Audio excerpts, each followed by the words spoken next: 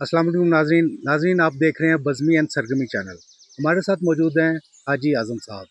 तो हाजी साहब से आज हमारा सवाल है, हाजी साहब ये बताइए कि आप अल्लाह से कितना डरते हैं? असीब भाई, आपने कभी आलू गोभी वाले पराठे खाए? यकीनन खाए होंगे।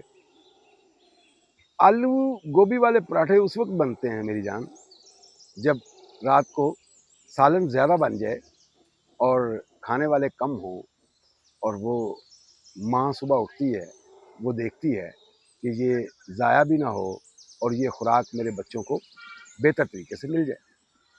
तो वो सुबह आपको एक आवाज़ देती है कि आज पराठा किस किस ने खाना है ना?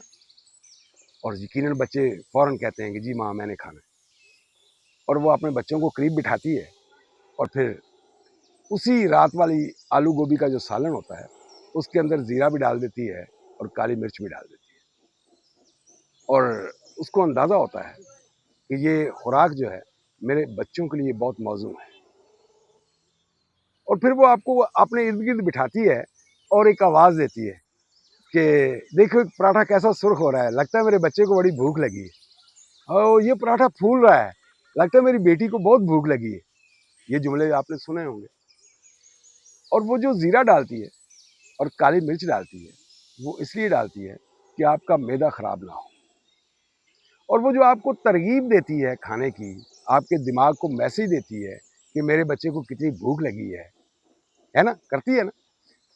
सो वो इसलिए है कि आपका जो ब्रेन है, उसको सिग्नल प्रॉपर जाते रहें और आपको वो खुराक जो है वो लगे भी, यानी हज़म भी हो, यानी आपका दिमाग भी ख़राब ना हो और आपको बदहज़मी भी ना हो। कितना ख्याल है इसमें? और वो अल्लाह जो 70 माओं से ज़्यादा प्यार करता है, उससे डरने की ज़रूरत क्या है?